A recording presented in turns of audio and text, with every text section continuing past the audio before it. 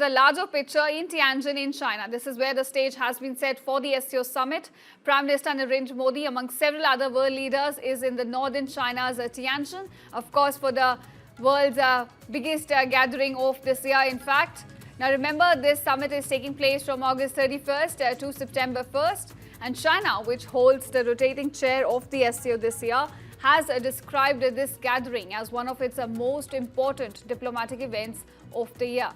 Now, in this event, over 20 heads of the state and governments are attending, including Pakistan's Prime Minister Shehbaz Sharif, Nepal's Prime Minister KP Sharma Oli, along with Maldives President Mohamed Muizzu as well.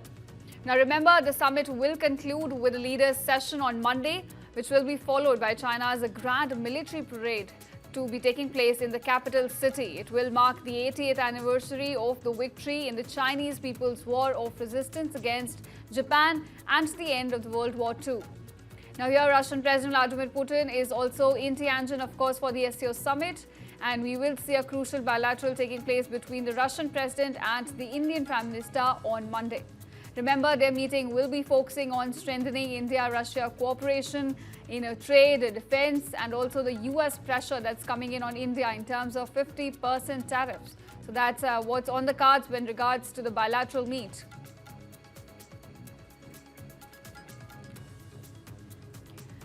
Now, we also spoke to some experts on this crucial meet. Let's listen in. How significant the SCO meet really is for Southeast Asia?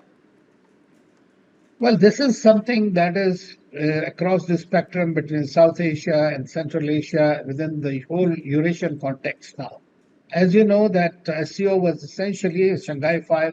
It was set up essentially to sort out the borders problems between China and Russia, as well as the Central Asian countries, 4 of them, which was done. And thereafter, they decided to expand it. And India and Pakistan in 2017 became the initial members.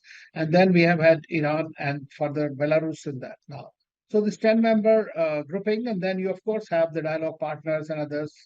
Turkish president is also there. So from our perspective, we have to see that in this particular organization, there are 3 major players. That is Russia, China, and India. It is always often commented by a lot of people that it is a China-centric organization, and therefore the Chinese have hefted this. But the very fact that without India being present in this at this moment, it would be very difficult. So I personally feel in this particular summit, if you were to look at it, of course, security product, they will come up with a development strategy for the whole decade. There will be leaders' declaration, which will be commenting on various security challenges. But from India's perspective, there are 2 other things. We have brought on board many things like digital infrastructure, the healthcare, the collaboration, P2P connect, and all that. But one of the most important things from India's perspective is how to address the issue of terrorism.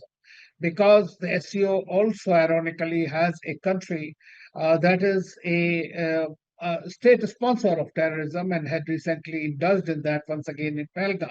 And we have seen when Dr. Rajnath Singh was there, our defense minister, that the statement could not be signed because Pakistan insisted only on their own Zafar Express issue. So I think that we have to expose that, which I think Prime Minister will be doing that. And if we are able to somehow see in the statement, leader statement, or somewhere the reference to cross-border terrorism, even if not by naming Pakistan, everybody knows it, and China's have very strong relationship with Pakistan. And so I think that that would be conveying a message. Otherwise, the hypocrisy in terrorism issues will continue, and we'll have to continue to fight the lone battle in that regard.